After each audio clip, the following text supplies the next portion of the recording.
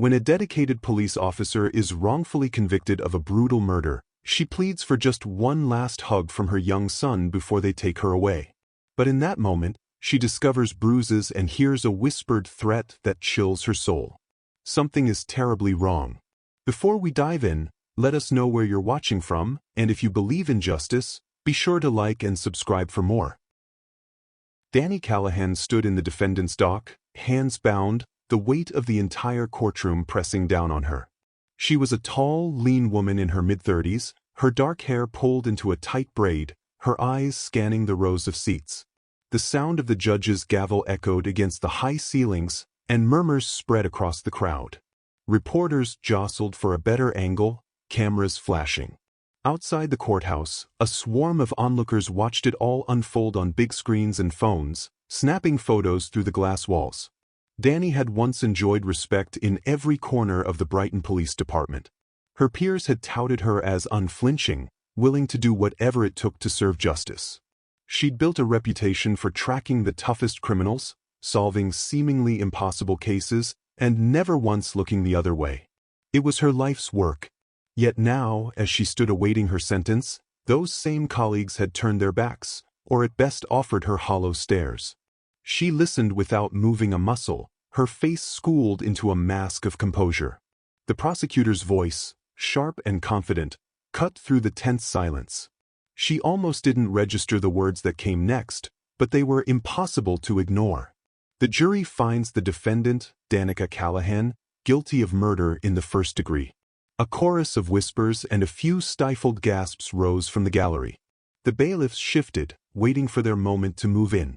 Dani felt the sting of her heart clenching, but she refused to let the shock show on her face. She had seen this coming. She had watched in dismay as meticulously falsified evidence stacked against her, piece by piece, forming a picture she barely recognized. What the media had called an open-and-shut case felt like a nightmare playing out in real time. She thought about the man she was accused of killing, Tyrone Black, a confidential informant rumored to have dirt on powerful criminals, and possibly dirty cops. According to the prosecution, Dani had shot him in cold blood because he'd stopped cooperating. That supposed motive was never one Dani recognized. She'd never had a conversation with Black beyond a brief meeting months ago. She'd never handled him as an informant. Yet ballistic tests, eyewitness accounts, and security footage had all placed her at the scene. Their stories lined up too perfectly. It was a net she couldn't escape. As the sentence loomed, Dani glanced over her shoulder to see who might be watching. The few friendly faces she found looked stricken, or too terrified to meet her eyes. In the front row, perched on the edge of a seat, Jade Carter, her closest friend on the force, hid her face behind trembling hands. Jade had tried to advocate for Dani's innocence, but the department had immediately suspended her for interfering with an ongoing investigation. That was how deep the rot seemed to run. When Jade had tried to push, she'd received a direct warning: stay quiet or join Dani behind bars. Finally, Dani looked past Jade, past the reporters and the sea of strangers, to the small silhouette in the far corner of the courtroom. Her 7-year-old son, Milo. He was perched next to an older woman who tried in vain to reassure him. He clutched a worn plush bear that Dani had given him for his 5th birthday. He was too young to witness this tragedy, too young to see the mother he adored branded a murderer. A wave of guilt washed over Dani, sharper than any despair she had felt so far. The bailiffs advanced, but the judge, an older man known for uncompromising verdicts, paused.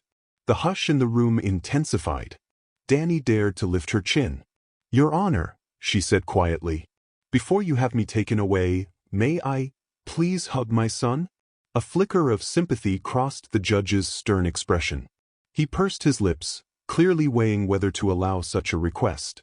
After a tense moment, he nodded. "You have 3 minutes." The hush ruptured into an undertone of shifting feet and muffled commentary, but Dani paid no attention to any of it. Her entire focus was on Milo, who was escorted forward by a bailiff. The child's tear-streaked face made her stomach tighten. As soon as they unlocked her handcuffs, just for this brief moment, Milo rushed into her arms. She pressed her lips to his hair, inhaling his familiar scent of baby shampoo and salt from his earlier tears. "I love you, sweetheart," she whispered, voice raw. "No matter what happens, I love you." Milo trembled, clutching her so fiercely it was as if he believed his grip alone could save her. With a pang, Danny realized he might soon lose both parents. His father had passed away in a car crash when Milo was 4. Since then, it had just been Danny, trying to juggle single parenthood and a career in law enforcement. Now the justice system, the one she believed in with all her heart, was ripping her away from him. Worse, she couldn't help but feel the system had failed in more ways than one. She felt Milo's small hands on her arms. When she pulled back to look at him, she noticed the faint bruise along his right forearm and a purplish discoloration beneath his collar. Confusion mingled with alarm. Who hurt him? She hadn't seen these marks before. He leaned closer, his breath warm and shaky.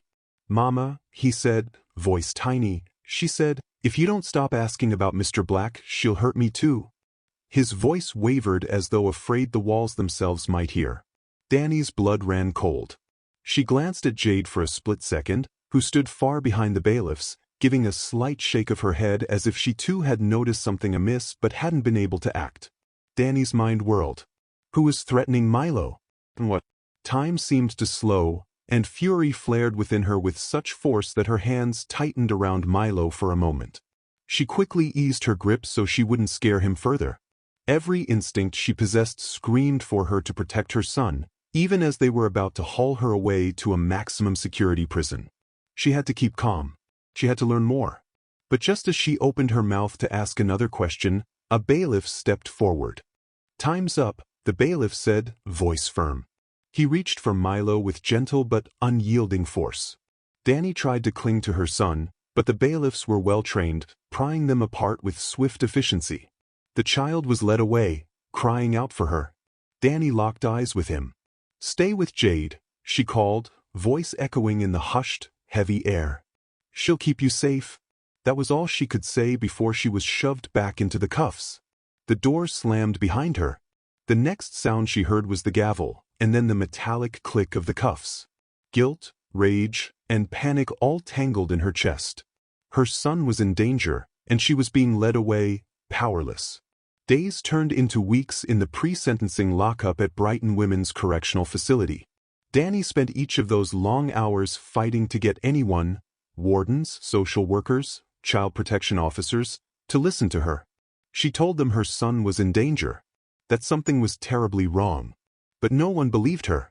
The correctional staff dismissed her concerns as the wild claims of a convicted murderer. Each time she raised her voice, they threatened solitary confinement. During visitation, Jade tried to see her, but official permission kept getting lost. The only thing Danny managed to learn was that Milo was still with a temporary guardian, the older neighbor who had accompanied him to court. Jade was under heavy departmental scrutiny, so it wasn't safe for her to take Milo in. Department higher-ups insisted Jade keep her distance while still under investigation for defending a murderer. The corruption in the system, as Danny now saw, went deeper than she had imagined. On the final day before the transfer to a maximum security institution, Danny was escorted from her cell and told to collect her belongings. A haze of dread coiled around her, made thicker by the memory of Milo's bruises and whispered warning. She thought about the times she had been on the other side of the bars, an officer who believed in justice, who never doubted the system's ability to uncover truth. Now she understood how terrifying it was to be the one no one believed. Somewhere across the city, Jade Carter was losing sleep. A slim woman in her late 20s, Jade had warm brown eyes and a quiet but unwavering determination. Since her suspension, she'd been combing through every piece of evidence in the Black murder case. But she found only closed doors, missing files, and dead ends. She knew Danny would never kill an informant in cold blood, especially not one she barely knew. It was beyond reason. And yet, she had to admit, the evidence had been damning: ballistic matches, security footage that placed Danny's car near the scene, a list of so-called witness statements from other cops. Jade suspected it was orchestrated by a hand within the department. Late one night, Jade pored over old files in her cramped apartment, the glow of a single table lamp illuminating the chaos. Reports, transcripts, phone records, She'd managed to gather scraps that no one else had bothered to check. She pinned them to her wall, trying to find any pattern. Her phone buzzed. She grabbed it instinctively, heart hammering. She hoped it might be news from someone in forensics or an old contact doing her a favor. No such luck. Instead, a short, ominous text glowed on the screen. "Drop it or your friend's kid goes missing." She reread it 3 times, blood turning to ice. So Milo was indeed in danger. They were confirming it now, trying to scare Jade away. A swirl of guilt washed over her. Maybe pushing too far had put him at greater risk. But Jade also knew the only way to protect him was to tear down the web of lies that trapped Danny. Bracing herself, Jade grabbed her coat. She needed more help than she could muster alone. There was a single name she could think of: Henry Rees, an independent journalist who had clashed with the department before. He might be the only one who wouldn't be frightened off. She hurried out the door, ignoring the dread curdling in her gut, uncertain who might be following her every move. At the same time, in a dingy motel across town, a man named Vincent Gray, Vinny to anyone who knew him, did his best to disappear. He was a bartender by trade, an informant by necessity, and had spent too many nights looking over his shoulder. Weeks earlier, Tyrone Black had called him about meeting at dirty cops who offered hush money in exchange for silence about certain high-ranking officials. Vinny never got the details, but the next morning he learned Black was dead, and soon after that, Danny Callahan had been arrested. Something stank, and Vinny wasn't naive enough to believe in coincidences. He also knew that if he showed his face, he could wind up like Black. Hiding was his best option.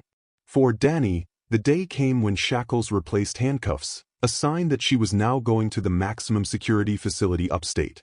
She was escorted with an armed transport. The corridor leading to the transfer van smelled of stale air, sweat, and hopelessness. The thought of Milo drifted through her head, the fear that she was abandoning him to a threat she couldn't stop. She just needed a chance, a single glimmer of opportunity.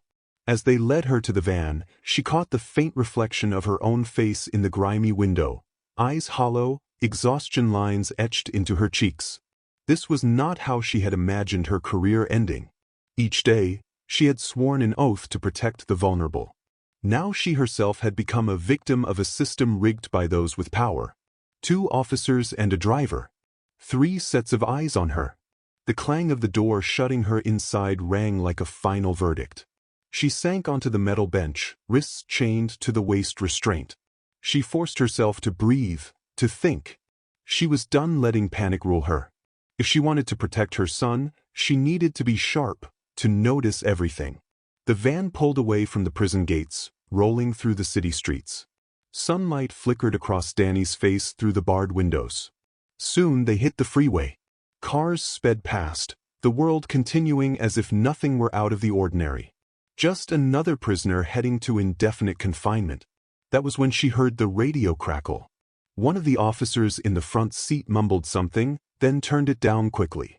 Danny caught only a snippet. All units, suspect, suspicious movement near. She leaned forward, straining to pick up more, but the guard turned it off.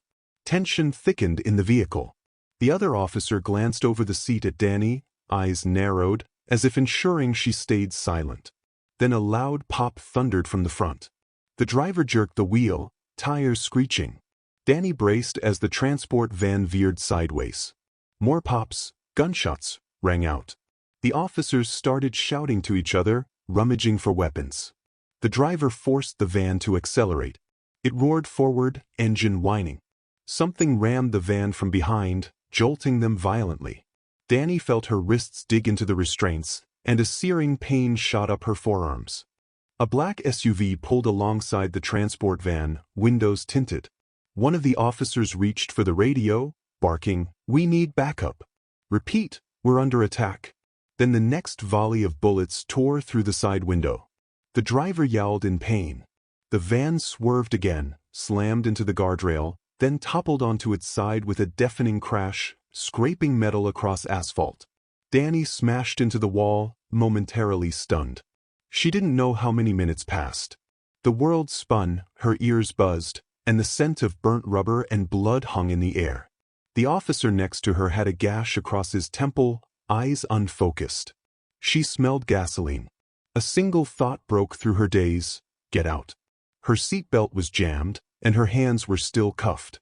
She spotted the unconscious guard. With difficulty, she maneuvered herself to grab the key ring on his belt. Each movement sent spikes of pain through her wrists, but desperation fueled her. She managed to unlock her waist chain, then her cuffs, ignoring the trembling in her fingers. Gingerly, she crawled to the rear of the tipped van and kicked at the door. It was jammed from the crash, so she used a piece of jagged metal to pry at the lock. At last it gave way. Daylight streamed in through the twisted opening. She tumbled out onto the freeway's shoulder, wincing as shards of glass bit into her palms.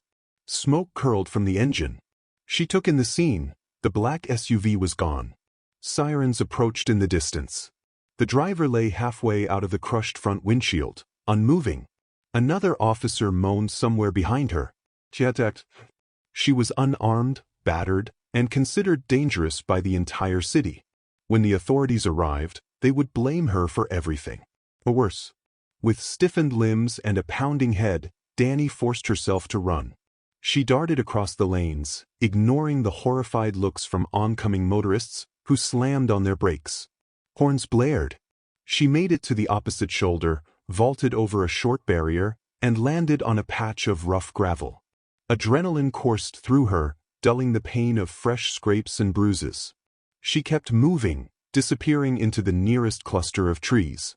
Not far away, Jade Carter's phone buzzed with an urgent alert. A prisoner transport vehicle had been attacked on the freeway, and the prisoner was now missing. Danny Callahan was at large. Jade's heart hammered. Who had orchestrated that assault? Could it be the same forces who'd set Danny up in the first place, hoping to stage a fatal accident? If Danny had survived, Jade knew exactly what her friend would do: find Milo. But the city was now on high alert, and every cop would be hunting her. Jade's mind raced. She needed to be the first one to reach Danny, to bring her somewhere safe. She recalled a storage facility near the old harbor, a place they'd once used as a staging area for an undercover operation. It was off the grid, seldom monitored. If Danny was running, that might be her best spot to hide. Jade grabbed her car keys and left, a fresh surge of determination pushing her to drive faster than she ever had. She had to save Danny and Milo, or die trying. Meanwhile, miles away in a cramped motel room, Henry Rees, the investigative journalist, sat on the edge of a creaky bed. He was tall, with a sharp gaze and an ever-present air of cynicism. He'd been on the phone all morning, following leads, pressing sources. Word of the transport van attack had spread like wildfire. An anonymous source told him there was footage, grainy cell phone video from a witness, that showed a black SUV forcing the van into the guardrail. Henry suspected it was no mere happenstance. Someone wanted Danny either dead or completely off the map. Slumping back against the pillow, he raked a hand through his hair. He needed to find a way to contact Jade Carter. They'd spoken once before. She was scared, but also resolute in her belief that Danny was innocent. If they could bring the truth to light, maybe they'd save more than just Danny. Maybe they'd expose the entire ring of corruption inside the department. Yet Henry knew well how the city's power brokers operated. They intimidated or bought off anyone who got too close. And if that failed, violence was never off the table. Danny pressed her back against a thick tree trunk, trying to steady her breathing. Her body ached from head to toe. The forest around the highway was dense enough to offer some cover, but she couldn't stay here long. Helicopters would be out soon, or K-9 units. The city was about to be blanketed with bulletins about her. She scanned her surroundings, thinking back on her days in uniform, how she might coordinate a manhunt in these woods. She figured they'd lock down the nearby roads and dispatch search teams within the hour. She had no phone, no weapon, no supplies. She had to keep moving. Her mind returned to Milo. It felt as though a knife twisted in her chest. She had no idea who was caring for him. She recalled his bruises. Someone wanted to silence her, and her son was a pawn to keep her in line. Whomever had orchestrated her frame-up wouldn't stop now. She needed help. She needed Jade, or at least some ally who knew the truth. She ventured deeper into the woods, wincing every time a twig snapped underfoot. After a while, She emerged near a winding back road that led toward the outskirts of Brighton. With nightfall approaching, she knew her best shot was to keep to the shadows, eventually making her way to the industrial zone by the harbor. That was the last place most people would think to look for her, unless they knew her well. And Jade did. The sun had slipped below the horizon when she finally reached the harbor's labyrinth of warehouses and shipping containers. She kept an eye out for any sign of law enforcement. Occasional pairs of headlights swept through the area, but it seemed largely deserted. She slipped between crates, found the old storage facility they'd used during a sting operation years ago, and tested the door. Unlocked. Inside, dust motes floated in the dim glow of a single overhead lamp. The place smelled of salt, oil, and metal. Perfect for laying low. She found a corner behind a tall stack of shipping pallets and sat, shivering from the damp cold. The day's events crashed over her, the prison transfer, the ambush, the run through the woods. She closed her eyes, letting exhaustion weigh down her limbs, but her mind wouldn't rest. She needed to find Milo. The heartbreak of it nearly choked her. She pressed her forehead against her knees and breathed slowly to keep herself from spiraling. She wasn't sure how much time had passed, maybe an hour or two, when she heard footsteps. She froze. Her first instinct was to stand and fight, but a trickle of light spread across the floor, followed by a familiar voice whispering her name. Jade. Danny emerged cautiously, and the two women locked eyes. Jade looked harried, eyes bloodshot, hair a mess from repeated anxious tugs. But the relief that flooded her face when she saw Danny safe was palpable. They rushed to each other, Jade glancing over Danny's injuries with alarm. "Dear God, Danny," Jade murmured. "You're bleeding." "I'm fine," Danny lied. "We don't have time." Her hands gripped Jade's shoulders. "Milo. Do you know where he is?" Jade shook her head, frustration clouding her features. "He's with your neighbor. I tried to check on him, but I got tailed by an unmarked police car. They don't want me near him.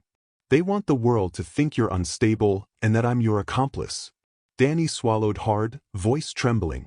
"We have to protect him. They threatened him if I kept asking questions about Black. And now they've escalated, trying to kill you on that transport," Jade added, voice taut with anger. "I've been looking for proof it was a setup. I only found fragments. But I did uncover something about Captain Gabrielle Waller. She was Tyrone Black's handler, except the records of that got wiped clean. Also, she's close to Lieutenant Erica Moretti. Someone saw them the night Black was shot, together. Then the official file magically pinned it on you. And get this, Waller's name has come up in an off-the-books side business funded by a wealthy socialite, Victoria Landon. This Landon has ties to private security firms, real estate holdings, major influence. Whatever's happening, Waller and Landon are behind it." Danny processed the names. Gabrielle Waller had been the lead on the case that convicted her. She was known in the department for being ruthless. Erica Moretti, Waller's second-in-command, was rumored to have friends in high places. And Victoria Landon. Danny had heard the name in passing. A power broker who financed everything from local politicians to law enforcement initiatives. If those three had formed a network of corruption, they could do just about anything. "So they set me up to protect themselves," Danny said quietly. "Black had something on them. They killed him and pinned it on me." Jade nodded. "And they'll do anything to keep it quiet, including taking out your son?" Danny felt a surge of nausea and rage. She forced herself to take a steadying breath. "We can't let them." Jade fished a cell phone from her pocket. "I got a hold of a journalist, Henry Rees. He's been sniffing around corruption in the Brighton PD for a while. He wants to meet. We can't fight this on our own, Danny. But if we go public with real evidence, hard proof, maybe we can get the FBI involved, or at least put heat on Waller and Landon so they can't move so easily." "Where do we find evidence?" Danny asked, quiet but determined. "I think Vinnie Gray has it. He was an acquaintance of Tyrone Black.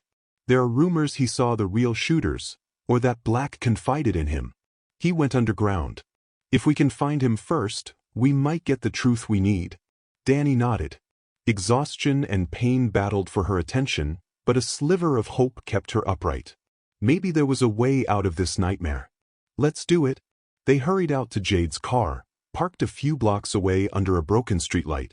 Danny kept her hood up, glancing nervously around for any sign of pursuit. The city seemed eerily quiet. Night had fully fallen, and the harbor's gloom swallowed any friendly glow.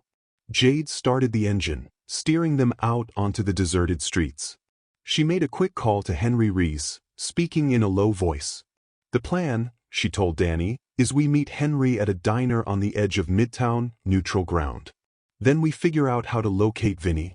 Danny shifted in the seat, wincing at the ache in her ribs.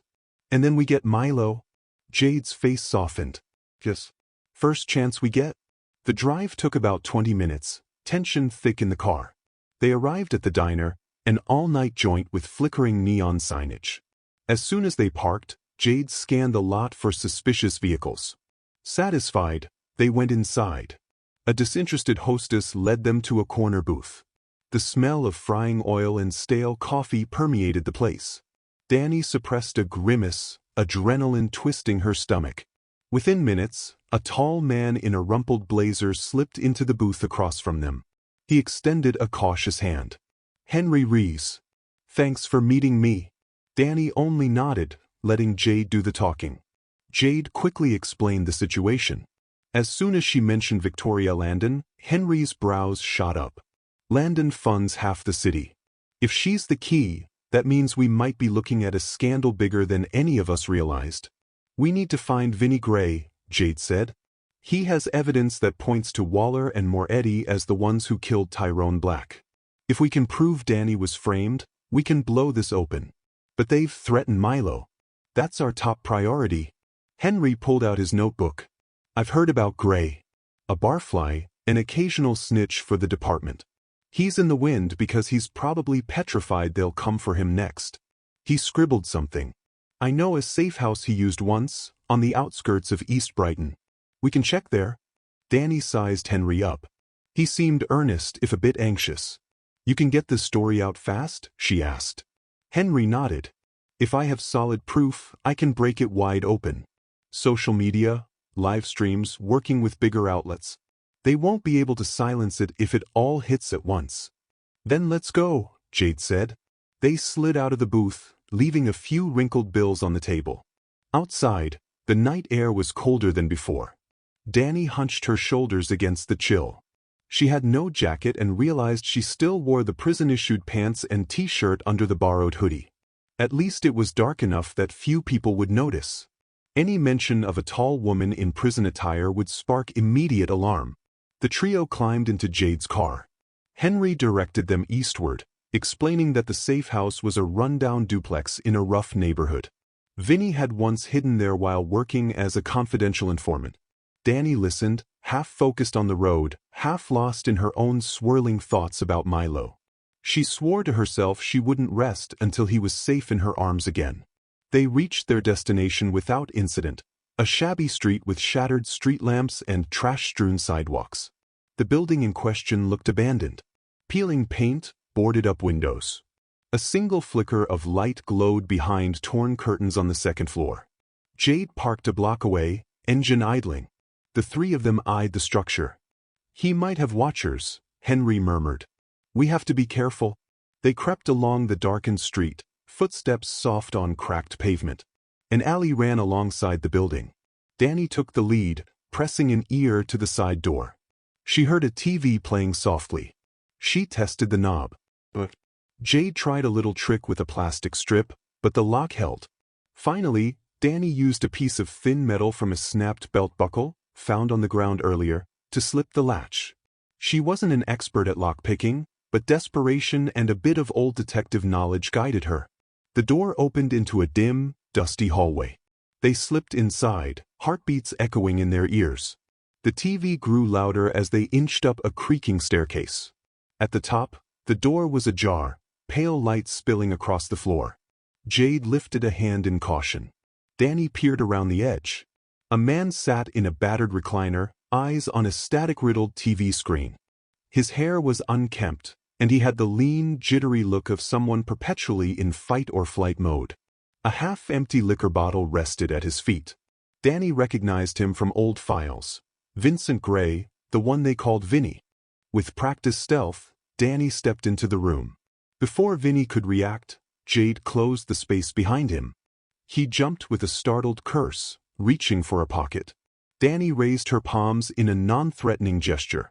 "Vinny Gray? We need to talk." His eyes roamed over them, a flicker of recognition. "You're that cop, the one who—" He swallowed, voice shaking. "They said you killed Tyrone Black. You know that's a lie, don't you?" Danny said evenly. He trembled, glancing around as though expecting a squad of officers to burst in at any second.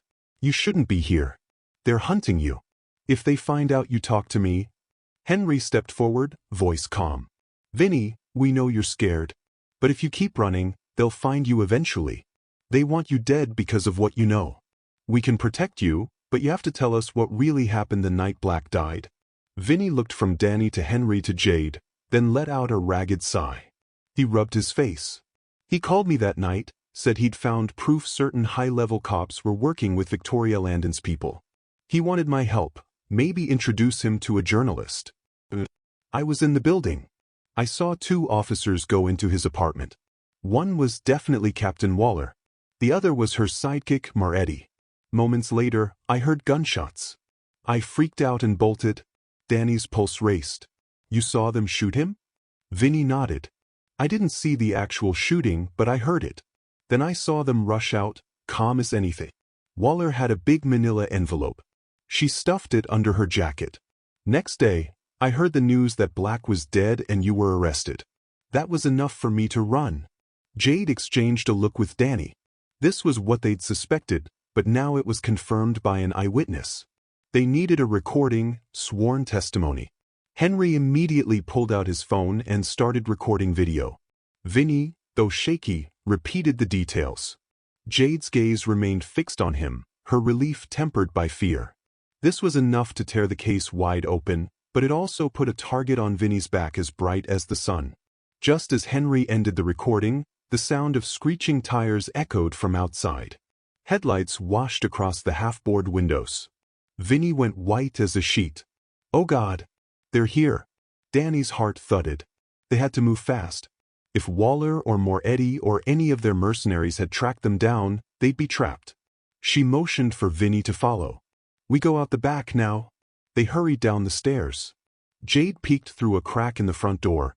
2 unmarked black sedans had pulled up. Armed figures emerged, scanning the sidewalk. They wore no official uniform, private muscle, perhaps. Jade counted at least 4.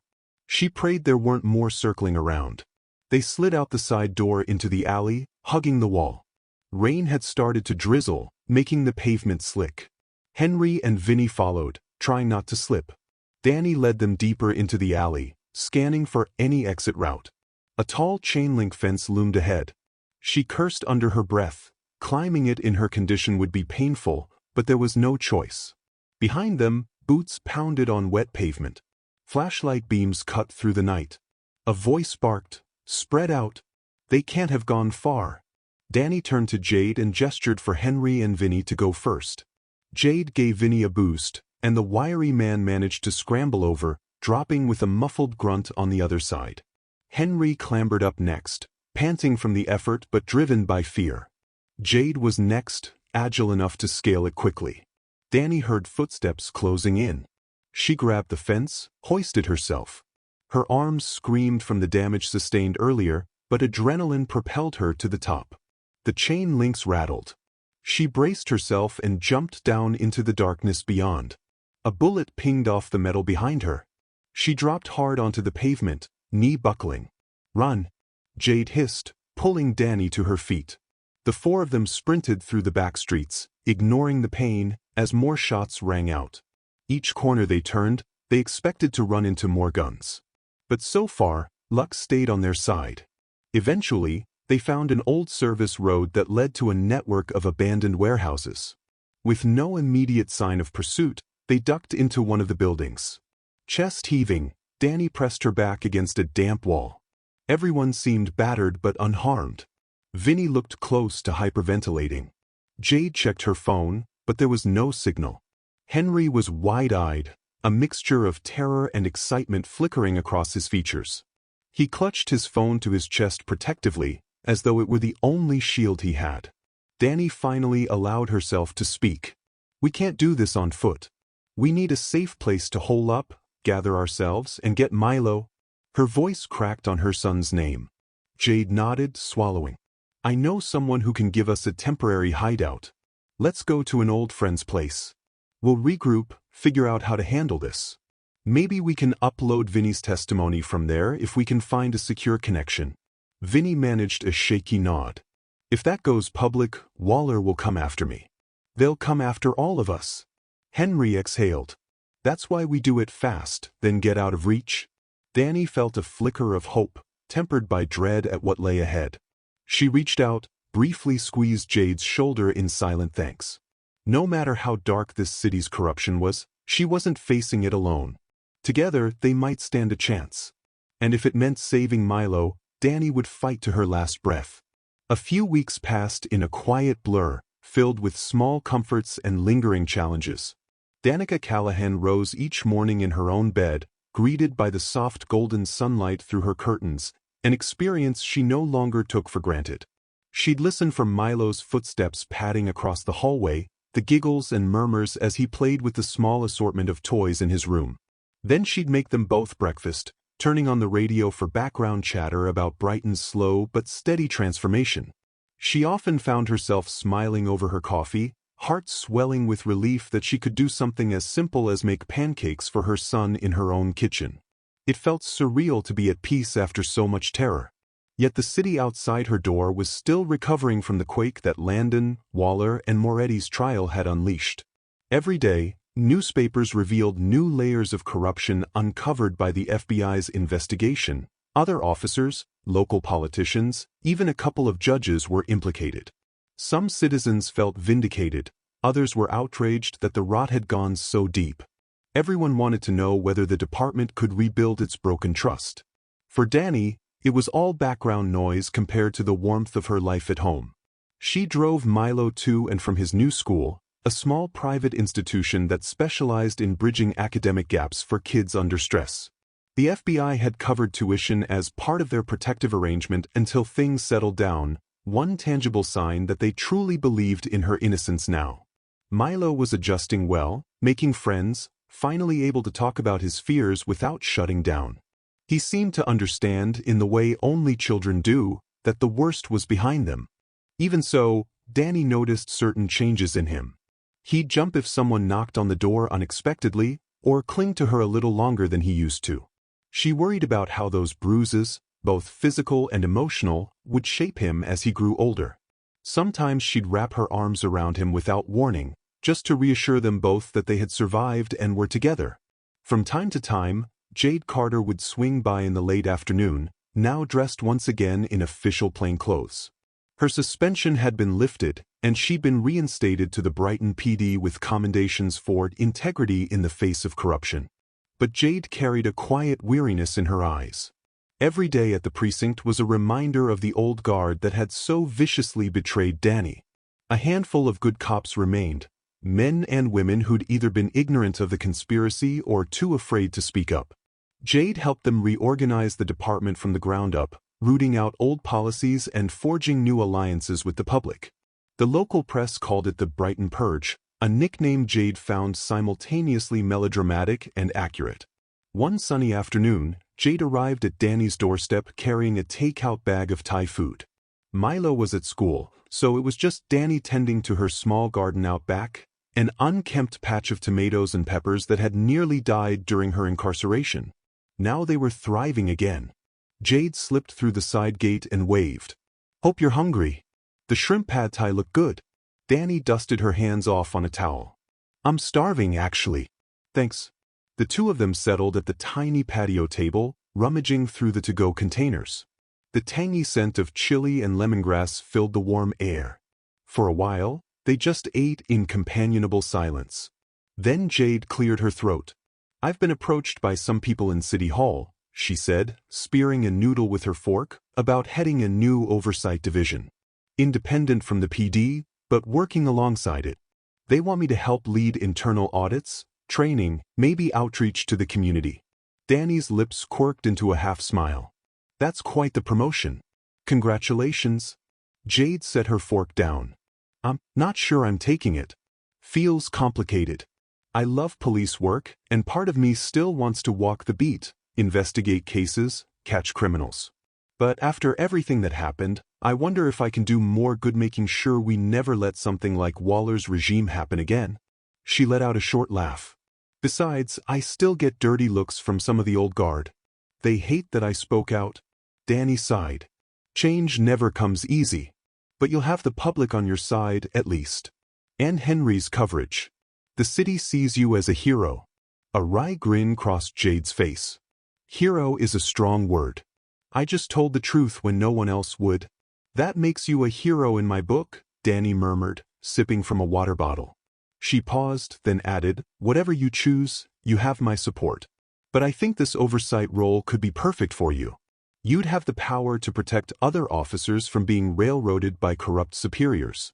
You'd spot the next Landon or Waller before they go too far. Jade pursed her lips, nodding slowly.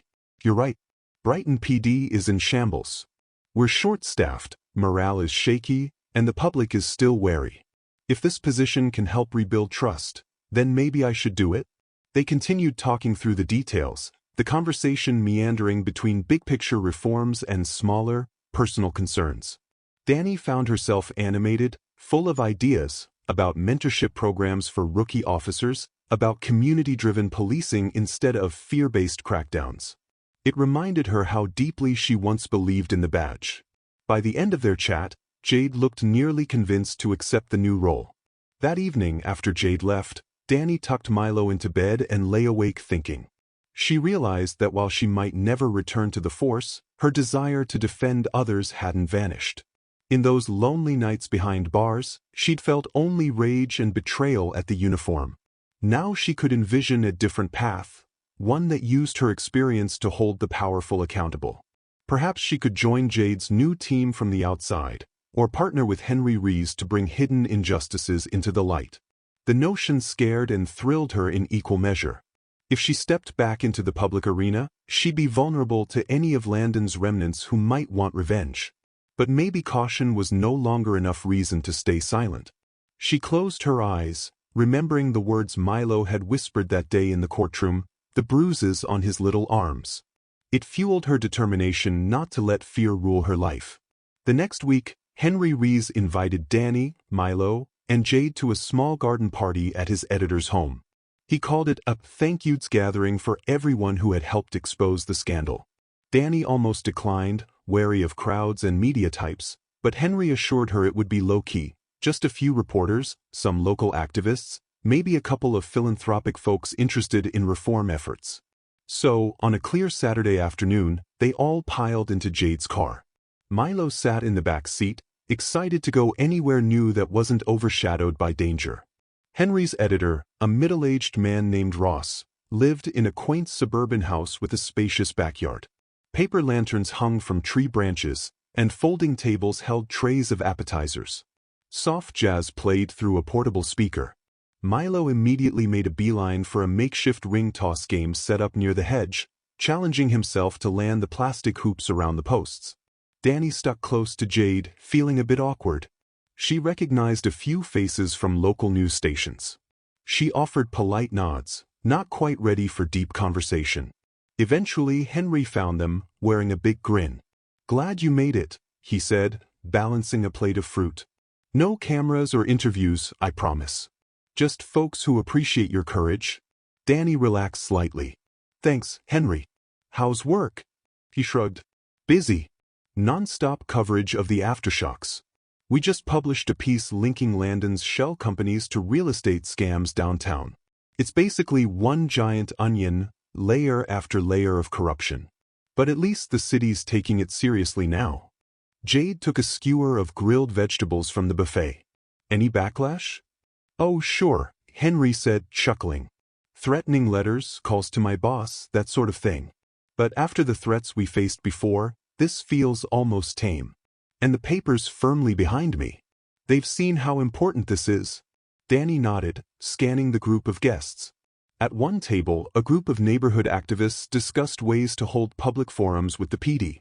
At another, a man with a local nonprofit explained to a journalist how they hoped to involve schoolchildren in a community liaison program. The entire party carried an air of hope, a sense that real change might be possible. Milo jogged up, cheeks flushed, hair sticking to his forehead. "Mom, come see. I got 3 hoops in a row." Danny smiled, ruffling his hair. "That's great, buddy. Let's see if we can get 4. She followed him over to the ring toss, letting Jade chat with Henry for a while. The two had become close allies in this fight, forging a friendship built on mutual respect and a shared love of truth. Danny was glad they had each other to lean on. While Milo tried again with the hoops, Danny felt a gentle tap on her shoulder. She turned to see a woman she didn't recognize, slender, wearing glasses and a denim jacket. She offered a timid smile. "Hi, Ms. Callahan. I'm Tessa Moore. I work with a local legal clinic. I just wanted to say thank you." "Thank you?" Danny echoed, uncertain. Tessa nodded. "I volunteered as a paralegal for some wrongful conviction cases in the past. None of them got the attention yours did, but your fight helped shine a light on how easily evidence can be manipulated. We had a case dismissed recently because the courts are suddenly taking allegations of police tampering more seriously. It might have saved an innocent man's life." A wave of emotion swelled in Danny's chest. She set a hand to her heart. That's wonderful. I'm glad the truth is finally maturing." Tessa smiled softly. "It does. And we could use people like you. If you ever consider volunteering or speaking at one of our workshops, you'd be an inspiration. No pressure, of course." Danny blinked, touched by the invitation. She glanced at Milo, who was engrossed in his game. "I'll think about it," she promised. "Thank you for telling me." The rest of the afternoon passed quickly. Milo devoured cupcakes and formed a short-lived friendship with a couple of other kids who came. Danny introduced him to Henry's editor, who beamed with paternal warmth, offering Milo a balloon shaped like a dinosaur. Jade networked with activists, exchanging phone numbers, scribbling notes on community initiatives. People approached Danny to share their own stories or ask for her perspective, though she still felt shy about her newfound semi-celebrity status. By dusk, the party wound down. Lanterns glowed overhead, and laughter mingled with the soft hush of a summer evening. Danny felt a small but potent surge of optimism. She noticed Jade across the yard, laughing at something Henry said. For the first time in a very long while, the future seemed open and bright, like they were collectively forging a new path. Driving home, Milo dozed off in the back seat. Danny watched the lights of the city pass by. It felt as though the streets themselves had begun to transform, no longer weighed down by the same undercurrent of fear. People walked their dogs, lingered at cafes, and even the patrol cars she spotted seemed less menacing.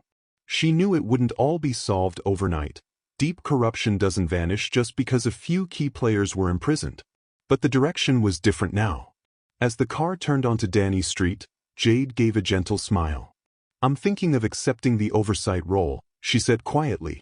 "Your suggestions about bridging the gap between the public and the police resonated with a lot of people tonight." Danny returned the smile. "You'll be great. And if you need a consultant or a liaison or someone to speak at panels, I'm around." Jade glanced at her, eyebrows rising. "You serious? Last I heard, you wanted to stay out of the spotlight." Danny exhaled, looking at Milo's sleeping form in the rearview mirror. "I do. But I also feel like I owe it to everyone who was hurt by the same system that framed me. Maybe I can help a bit, especially for those who never had the resources or attention to clear their names." Jade's gaze was warm. "I'd be honored to have you on board, even part-time. We can figure out the details later." They pulled into Danny's driveway, carefully transferred a dozing Milo inside, and set him to bed. Jade said her goodbyes shortly after, leaving Danny alone in the quiet house. She changed into her pajamas, glancing at herself in the mirror. The bruises were gone now, replaced by faint scars. Her expression was softer, more rested. She pulled her hair back, reflecting on how, not long ago, she wore the scratchy orange uniform of a prisoner. Tonight she felt free in every sense of the word. The following weeks were busy. Danny got involved in small ways, helping Jade research citizen complaints, attending a few meetings with the legal clinic Tessa Moore mentioned, and, eventually, speaking to a group of community members about her ordeal. Standing at a podium in a modest civic hall, she trembled at first, unaccustomed to public speaking. But when she recounted the details, being handcuffed in court, Milo's whispered warning, the frantic moments in that back alley, her audience was rapt. Afterward, people approached with tears in their eyes, thanking her for shedding light on just how broken the justice system could be. One day, she received a phone call from a detective in a neighboring county. He introduced himself as Detective Ray Moreno, and he'd heard about her case through mutual law enforcement friends. He had a suspect who claimed they were framed by a police captain, and, in the wake of Danny's story, Moreno wanted to double-check the evidence. He wondered if Danny could spare time to review the files and see if any red flags popped out. She was hesitant. She wasn't a lawyer, after all, but Detective Moreno said her experience with tampered evidence gave her a unique insight. She agreed, carefully, mindful not to overstep. But it was another step toward her unexpected new role as an advocate. Sometimes, she'd pause in the middle of her day to marvel at the twists her life had taken. She'd started as a dedicated police officer, devoted to law and order. Then she'd become a prisoner, with no one to believe her story. Now she was something in between, part investigator, part reformer, and full-time mother determined never to let Milo be a pawn again. None of that meant her struggles vanished. She still woke some nights gasping from memories of solitary confinement, or the sensation of the transport van flipping in that violent ambush. She still double-checked her locks. When an unmarked car drove by too slowly, she'd feel her pulse spike, half expecting Waller's men to jump out. Even if the threat was gone, the scars in her psyche remained. She recognized that healing wasn't linear. And she found that talking to a counselor, arranged through the FBI's victim support program, helped her sort through the trauma. Danny also checked in regularly with Vinnie Gray. He stayed in a protective arrangement for a while, bouncing between safe locations at the FBI's direction until the federal prosecutors decided it was safe for him to surface. He'd found an honest job at a garage, tinkering with cars. He texted Danny occasionally, apologizing for his skittishness, but she understood. He was proud of stepping forward, but that didn't make the fear vanish. Yet with Waller, Moretti, and Landon each sentenced to lengthy terms in separate federal facilities, and their immediate cronies either facing charges or fleeing town, Vinnie's life had quieted down. He confided he might eventually return to bartending, though in a different city where no one recognized him. Danny wished him luck and told him to keep in touch. That summer, the Brighton PD instituted new training sessions and accountability measures. Jade accepted the oversight position, bringing in community leaders and experts on ethics in law enforcement. A few older officers quit, claiming the department had turned against them. But others embraced the changes. They formed a task force with Jade at the helm, looking into long-ignored complaints. More than once, Jade found proof that unscrupulous officers had used intimidation tactics. In previous years, such revelations might have been swept under the rug, but now they led to swift disciplinary action. Jade confided in Danny how empowering it felt to finally see results. Danny sometimes joined Jade for coffee, and they discussed the cases, remembering how not so long ago, the system had nearly destroyed them both. Through Henry's persistent reporting, the public witnessed these shifts in real time. He wrote a series of in-depth articles, culminating in an investigative piece titled, From the Inside, How One Officer's Ordeal Changed Brighton. It featured Danny's story prominently, alongside testimonies from Jade, Vinnie, and even a few reformed officers who admitted they'd once looked away from wrongdoing but no longer would. The piece stirred a wave of commentary, some praising the city's new era, others skeptical that the changes would last. But it set an undeniable tone. Brighton wasn't burying its head anymore. On a cool autumn day, Danny attended a ceremony at the police academy, where Jade and the new chief recognized young recruits graduating under a revised curriculum that emphasized ethics and community partnership. A few older officers were being honored for acts of integrity, and the public was invited to see how the department had changed. Danny sat in the back row with Milo, who fidgeted in a child-sized chair. She felt a pang at seeing the crisp uniforms, recalling the pride she once wore her own. But as applause echoed through the auditorium, she realized she didn't need to don a uniform to uphold the values she believed in. Afterward, Jade spotted her and waved her over. Danny made her way through the milling crowd of recruits, congratulating some with polite smiles. Jade introduced her to the new chief, a woman named Fiona Beltran, who had transferred from a reputable unit in a neighboring city. Beltran, in her late 40s, radiated steady confidence. "I've heard a lot about you," Chief Beltran said, shaking Danny's hand firmly. "It's an honor to finally meet. Officer Carter speaks highly of your resilience." Danny felt a blush creep up her cheeks. "I just did what I had to do," she said quietly, glancing down at Milo, who gripped her hand. "For him, mostly." Chief Beltran nodded, empathy in her gaze. "Well, your stories already shaped these new recruits. We're not just teaching them procedure, we're teaching them the cost of complacency. Thank you for that." They chatted a bit more, discussing the department's direction. Beltran extended an open invitation for Danny to guest lecture at the academy about evidence integrity or to share her perspective on bridging the gap between police and the community. Danny promised to consider it. As they parted, Jade squeezed her shoulder. "You see," she said softly, "your voice still matters here." Milo tugged Danny's hand. "Mom, can we get ice cream now?" Danny laughed. "Absolutely. I think we've earned it."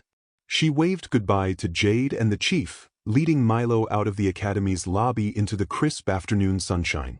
A wave of contentment washed over her, even as she remembered the dark days when she thought she'd never step foot in a police facility except as an inmate. Throughout the coming weeks, she tried to balance her time: a few volunteer hours at Tessa Moore's legal clinic, some quiet mother-son evenings at home, occasional coffee with Jade, and sporadic consultations with Detective Moreno on suspicious cases. Her schedule felt scattered, but each piece carried a sense of purpose that she found oddly grounding. More than once, neighbors stopped her on the sidewalk to say they'd read Henry's articles or seen her speak at a forum. They thanked her for shining light on the city's broken system and helping fix it from the outside. Danny would nod, slightly embarrassed, but deeply gratified. Life wasn't perfect. She still grappled with nightmares, especially on stormy nights when thunder reminded her of gunshots. Milo sometimes cried out in his sleep too.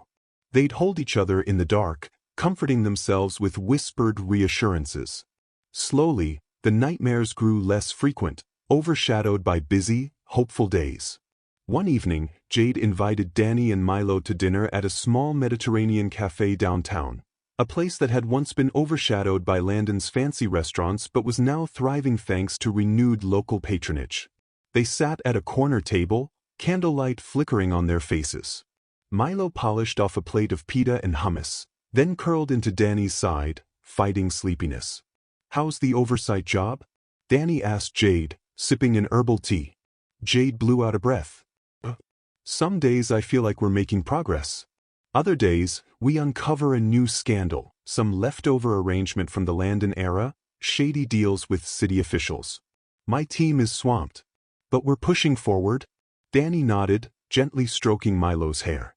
"You'll root out the rest. At least the top conspirators are behind bars." "And how about you?"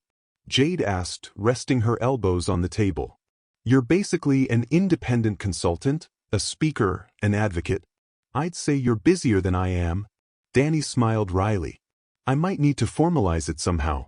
Several people have suggested I start a nonprofit for wrongful convictions, or join the legal clinic full-time. I've been putting it off, maybe because I'm afraid it'll drag me back into the darkest memories." Jade's gaze was understanding. "Facing it on your own terms is different, though. You know that." "I do," Danny admitted quietly. She cast her eyes around the bustling cafe, the gentle hum of conversation creating a comforting backdrop. "Honestly, I never thought I'd find a calling outside the uniform. But maybe this is it. Helping folks who can't help themselves, making sure no one else ends up like me, locked away, framed, ignored." Jade leaned back, a thoughtful look on her face. "If that's what you want, I think you'd be unstoppable." She gestured to Milo. "And from what I can see, he's happiest when you're happy. Whatever you choose, he'll sense that." Danny's heart squeezed with gratitude. She gazed down at her son, dozing lightly against her shoulder, lips parted in a soft sigh. She kissed his temple and brushed a stray curl aside. He'd had to be far too brave for such a young child. The least she could do was find a purpose that gave their shared ordeal meaning. She turned back to Jade, a small smile curving her lips. Then maybe I'll give Tessa more a call. See if she wants to collaborate on something bigger. Jade grinned. Let me know how I can help. She lifted her glass of water. To new beginnings. Danny clinked her tea mug against it. To new beginnings. The next morning, after dropping Milo at school, Danny pulled out the business card Tessa had given her at the garden party. She studied the neat font, Tessa Moore, Paralegal, Brighton Community Justice Clinic, and dialed the number. Tessa picked up, sounding a bit surprised but pleased to hear from her. Within minutes, they arranged a meeting at the clinic. Located in a modest building with peeling paint, the clinic served low-income clients dealing with everything from eviction to immigration issues. Tessa met Danny in the front lobby, offering a warm smile. A few battered plastic chairs lined the walls, and a humming soda machine flickered in the corner. Posters announced free legal advice sessions and volunteer opportunities. You sure you want to do this? Tessa asked gently, leading Danny to a cramped office with stacks of file boxes lining the walls. It can be heavy work. Many of our clients have old convictions or fines they can't get rid of. Some are innocent, some aren't, but nearly all of them got tangled in a system that doesn't listen. Danny took a seat on a squeaky metal chair. I know. My case was high profile. I had Jade and Henry in my corner. These folks don't have that. If I can help in any way, just by looking at questionable police reports or investigating claims of evidence tampering, then I want to try.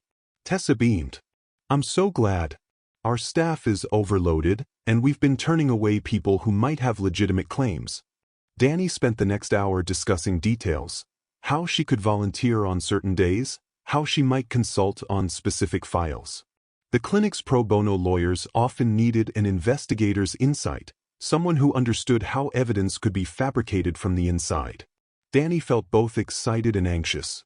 She'd be walking a delicate line, wanting to remain honest and transparent, yet knowing she was stepping back into a realm that had once betrayed her. Don't worry, Tessa assured her as they wrapped up. We're not asking you to break the law or do anything shady. You're a consultant, helping us vet these stories. If it looks credible, we can escalate it. If not, we'll explain why. Danny exhaled, tension leaving her shoulders. I appreciate the clarity. I'm ready to give it a shot. They shook hands. Tessa told her to come back later in the week to pick up a few sample files. As Danny walked out to her car, she felt a growing sense of purpose, like she was weaving together all the strands of her life into something coherent and positive. Meanwhile, Henry Rees had called her earlier, asking if she'd be willing to sit down for a new interview. He was writing a follow-up piece on how exonerated individuals often transition to advocacy. Danny hesitated, part of her still shied away from more publicity. But she trusted Henry, and if her story could inspire others to fight for justice, it was worth it. So she headed straight from the clinic to Henry's newspaper office, a tall building of tinted glass downtown. They set up in a small conference room.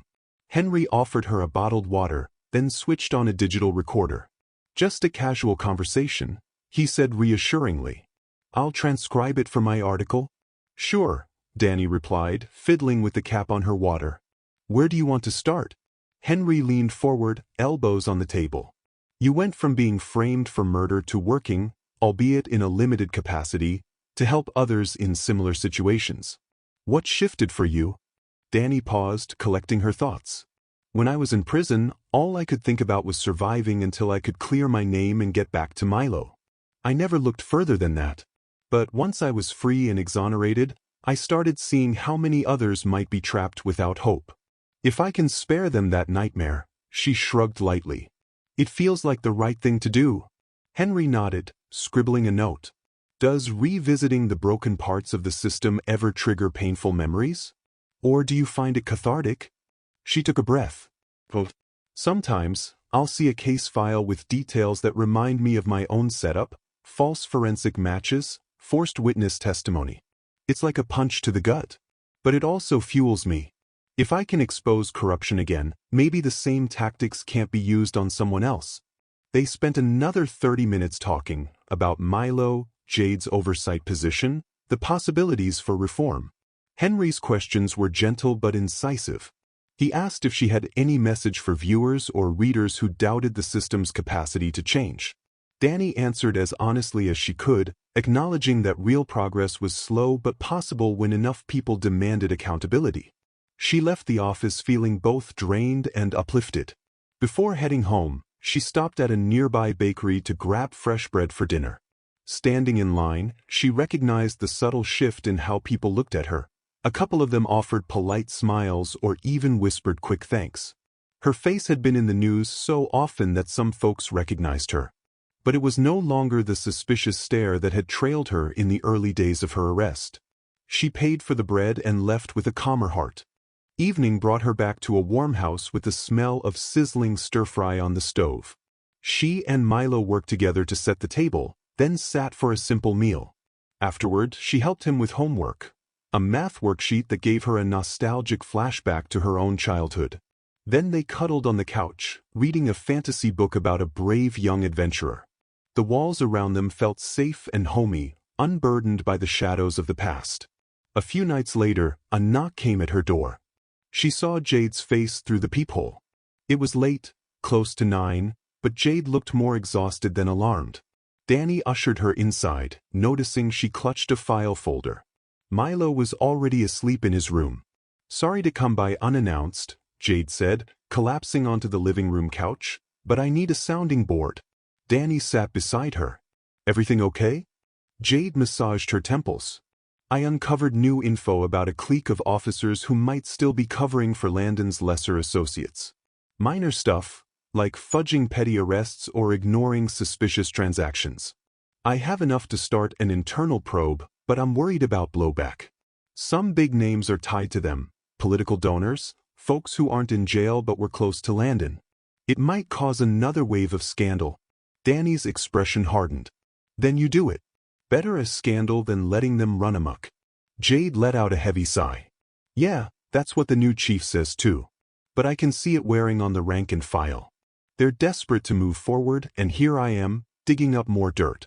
Morale might plummet." Danny reached out, resting a hand on Jade's arm. "You can't ignore it for the sake of short-term morale. The department's credibility is on the line." A bitter smile tugged at Jade's lips. "I know.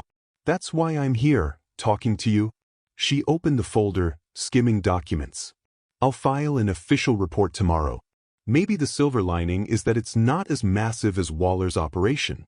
We can root it out quickly." They spent an hour strategizing. Danny suggested a discreet approach: gather enough evidence to confront these officers directly, give them a chance to come clean or resign, then escalate if they resisted. Jade jotted notes, occasionally glancing at Milo's bedroom door to make sure he wasn't disturbed by their hushed conversation. Eventually, Jade stood, heading for the door. "Thanks for the advice," she said softly. "Sometimes I feel like I'm drowning in this. But talking it through helps." Danny walked her to the porch, the night air cool on their faces. "I get it. You're trying to change a culture that's been broken for years. It won't be easy, but you're doing the right thing." Jade nodded, pulling her jacket tighter. "Stay safe, Danny. I know I've said it before, but we couldn't have done any of this without you." Danny gave a gentle wave as Jade headed down the walkway. "We did it together," she murmured. The porch light illuminated the path until Jade's car pulled away into the night. In the weeks that followed, Jade made good on her plan. A handful of officers resigned, quietly taking retirement or transferring away when faced with evidence of impropriety. A few insisted they'd been following orders, and Jade arranged fair hearings for them, wanting to distinguish honest mistakes from willful wrongdoing. The local press reported on these small shakeups. Some people bemoaned the department's witch hunt, but more voices commended Jade for holding everyone to a higher standard, especially after the Waller fiasco. Danny continued volunteering at the clinic. Tessa introduced her to clients dealing with everything from questionable search warrants to coerced confessions. Danny brought a law enforcement lens to each case, spotting inconsistencies that might help the attorneys.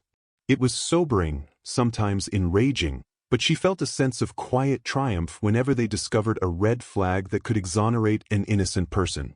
One man, Elias Rodriguez, had served 5 years on a minor assault conviction, but new evidence hinted he'd been out of town that night. Through Danny's careful cross-checking of phone records, they discovered a detective had ignored an alibi witness. The clinic's lawyers reopened the case. Danny attended the hearing as moral support and wept with relief when Elias was finally cleared, tears streaming down his cheeks as the judge vacated his conviction. That moment reminded Danny so vividly of her own exoneration, the wave of emotion crashing over her when she realized she was free. She hugged Elias afterward, hardly believing she'd played a role in giving someone else that gift. It cemented her resolve to do more, be more. With Tessa's encouragement, she started the process of forming a small nonprofit dedicated to investigative support for wrongful convictions, funded by a combination of private donations and community grants. It was slow going. She had to file paperwork, secure an office space, define a mission statement. But each step felt like progress toward a cause she believed in wholeheartedly. When she told Jade about her plans, Jade grinned widely.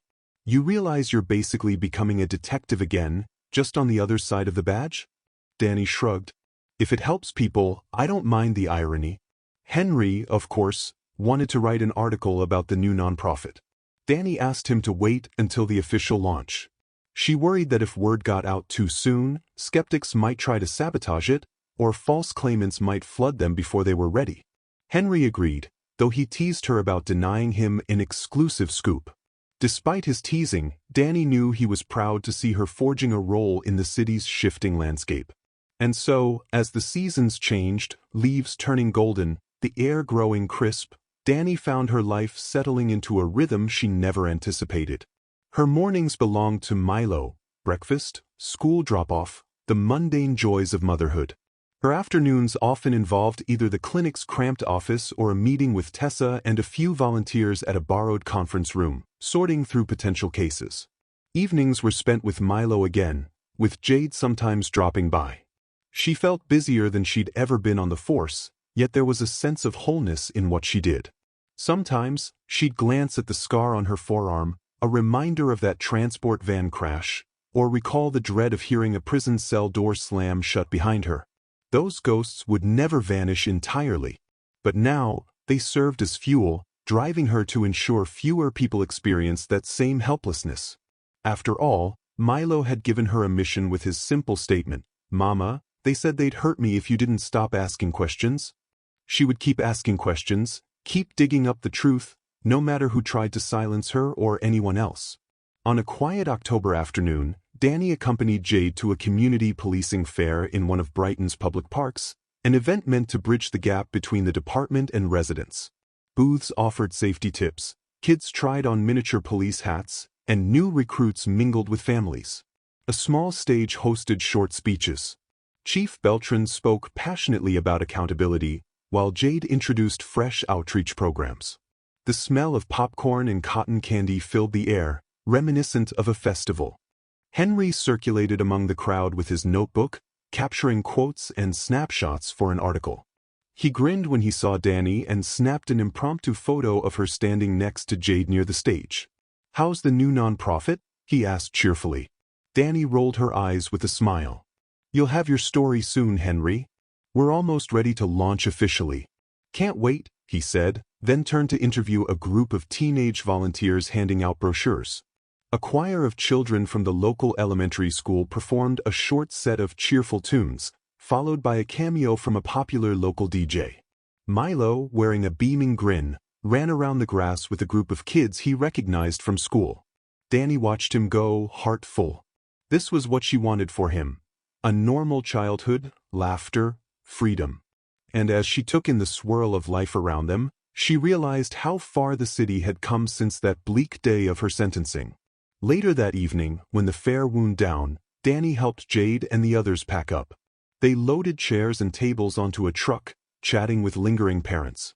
The sky glowed with the reds and purples of sunset, casting a serene hue over the park. Milo dozed against Danny's shoulder, tuckered out from all the excitement. Jade stretched, exhaustion mixing with satisfaction on her face. We should do more events like this, Jade said, closing the tailgate. It's good for everyone to see the department as approachable, not just as a threat. Danny nodded, shifting Milo's weight. One step at a time. But it's a good step. Jade's phone buzzed. She glanced at it, then frowned. I'll have to head back to the station. Something about a last-minute tip that might relate to an old Landon asset. Sorry, I can't give you a ride. Danny patted her friend's arm. Go. I'll catch a lift with Henry if he's still around. Don't work too late.